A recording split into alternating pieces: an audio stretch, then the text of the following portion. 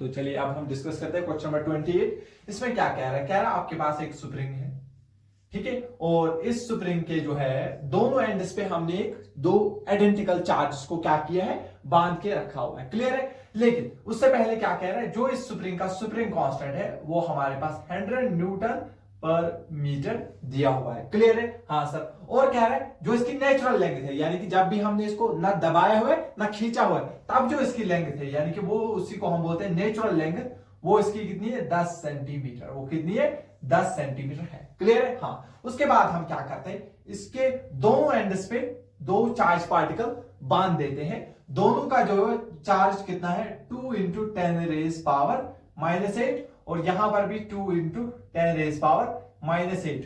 दोनों पॉजिटिव है तो दोनों क्या करेंगे, रिपल करेंगे। जैसे ही रिपल करेंगे, अब जो है स्प्रिंग की लेंथ क्या हो जाएगी, थोड़ी सी बढ़ जाएगी। दैट मींस ये थोड़ा अब ऐसा स्प्रिंग हो जाएगा, थोड़ी सी इसकी लेंथ जो है वो इंक्रीज हो जाएगी।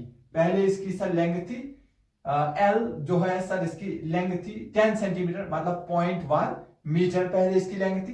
प्लस अब जो है हम मानते हैं इसमें एक्स खिंचाव आ गया, दैट मींस प्लस हो जाएगा एक्स डिस्टेंस। क्लियर है इतना। हाँ सर। तो इस केस में इस चार्ज के ऊपर अगर मैं देखूं सर, इसको बाहर की तरफ रिपल्सिव फोर्स लग रहा होगा के सर, इसका मैग्नीट्यूड है 2 इंटू 10 रेज पावर -8। इसका भी है सेम, तो स्क्वायर आएगा के क्यू स्क्वायर अपॉन इनके बीच में सेपरेशन ये नहीं डालना है। अब देखो जब ये खिंचा हुआ है तब जो सेपरेशन है सर वो है 0.1 प्लस एक्स का होल स्क्वायर। क्लियर है। और अंदर की तरफ क्या लग रहा होगा, क्योंकि जैसे स्प्रिंग खींचेंगे हम, जब भी स्प्रिंग को खींचते तो स्प्रिंग क्या है, उसके अंदर रेस्टोरिंग फोर्स डेवलप होती है। स्प्रिंग फोर्स वो हमें अपोजिट डायरेक्शन में लगेगी और उसकी वैल्यू होगी के इंटू एक्स। ये क्या इलेक्ट्रोस्टैटिक कांस्टेंट है और ये स्प्रिंग कांस्टेंट है। क्लियर है। हाँ सर। तो बस अब हमें क्या निकालना है, ये जो है इसमें एक्सपेंशन है, इसी को निकालना है, इसी को निकालना है। और जो इसमें कह रहा है, जो इसमें जो है खिंचाव आएगा ये बहुत कम होगा, ये बहुत कम होगा, दैट मींस एक्स की वैल्यू बहुत कम होगी।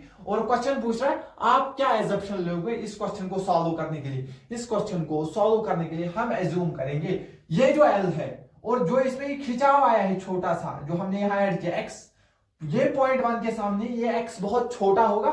जब ये बहुत छोटा होगा तो फिर हम यहां इसको नेग्लेक्ट कर सकते हैं। 0.1 को अगर हम x ऐड भी करेंगे तो उसमें हम मानेंगे कुछ उतना ज्यादा चेंज नहीं आएगा।